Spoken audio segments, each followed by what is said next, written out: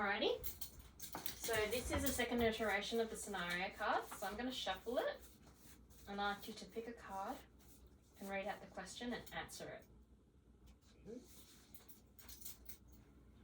Your manager and the account manager have a meeting with a client on the design project you have been working on. They have not asked you to attend, but you would like to attend to be part of the conversation and decision-making process. Has this happened to you? Roleplay word for your response. And number 2, what would be the ideal response? What's not happened to me before, because I'm not a designer. Okay.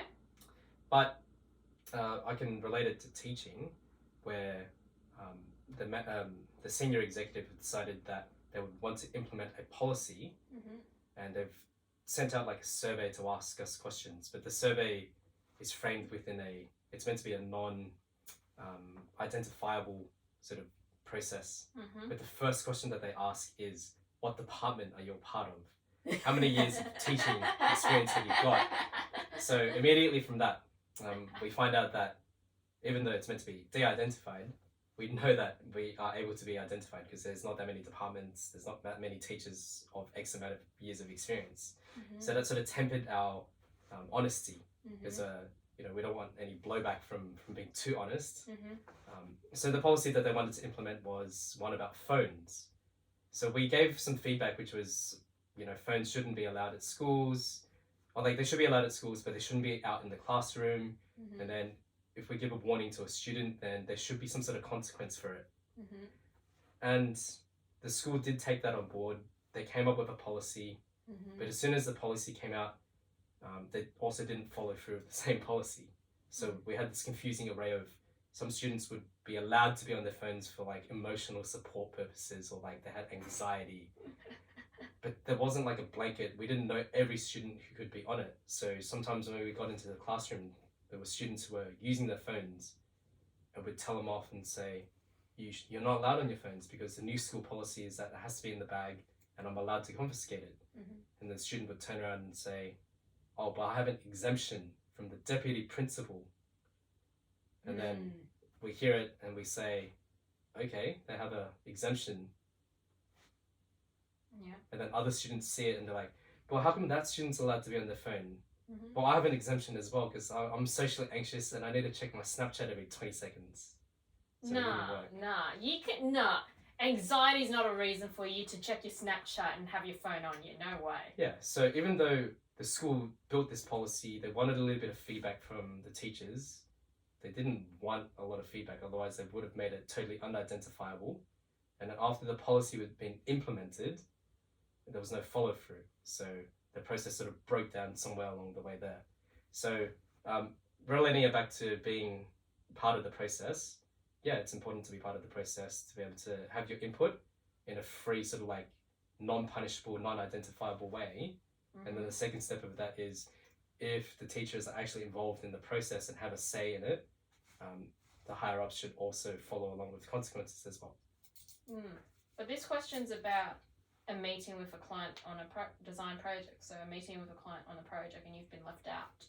Yeah, so the thing is, like, teachers sort of, our input was left out of the final decision-making process.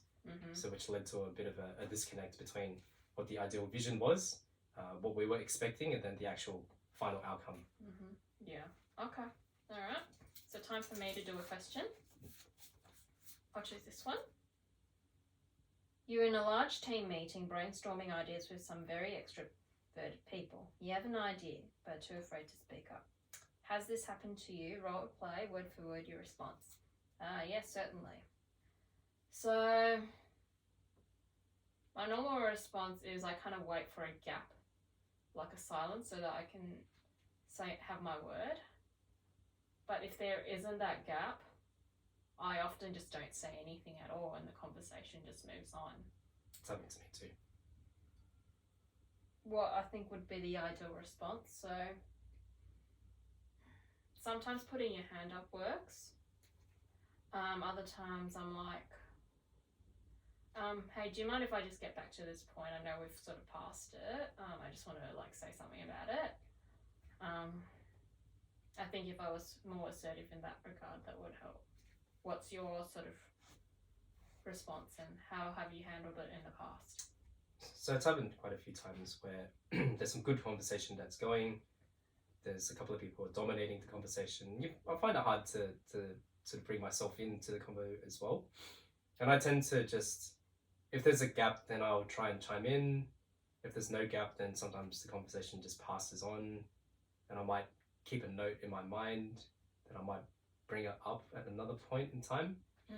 But there's not a lot of opportunities for that. So I agree that sometimes it might sound rude, but you just have to cut in, sort of interject and say, oh, apologies. I just wanted to add this thing in. So I had a great point. It might come across a bit rude sometimes, but if there are people who are dominating the conversation, if you want to be heard, that's the only way to jump in. Let's have a look at the suggested answers. So I have here, raise your hand. Just had a thought, and I'm mindful of not interrupting anyone. And also, I know the discussion has moved past this point, but I did want to add my 2 cents. What do you think of those responses? I think they're pretty reasonable. Yeah. It sounds better than just jumping in. Yeah. Because I might come across a bit rude. Yeah, okay. So now that we've played out this scenario with my improved version, what do you think of it? I think the suggested answers offers a good solution to some problems. I often find it is hard to have conversations, especially in large groups, and there's lots of opinions. So maybe putting your hand up helps, because it's being polite, and that's what I do in the classroom. If kids want to say something, they put their hands up. Yeah. What do you think about the physicality of the cards, holding it in your hands, and the way that the design has been structured from a content point of view? I like it. I like having a card because it's something to hold on to have a look at. And then I also like the suggested answers, because the suggested answers help for a range of fields of work and lines of thoughts. So yeah. How about the bilingual nature of the cards? Are they helpful or not helpful for you? I think that would be helpful. It's not helpful for me personally because I don't read Chinese. But for a Chinese speaker, it would definitely be helpful. I can't test the veracity of whether it's accurate or not, but it would help a Chinese speaker. How about the questions in the scenarios? Is there enough detail, too much detail, or needs even more detail?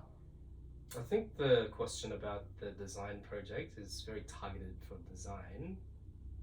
I tried to link it to education. I didn't quite meet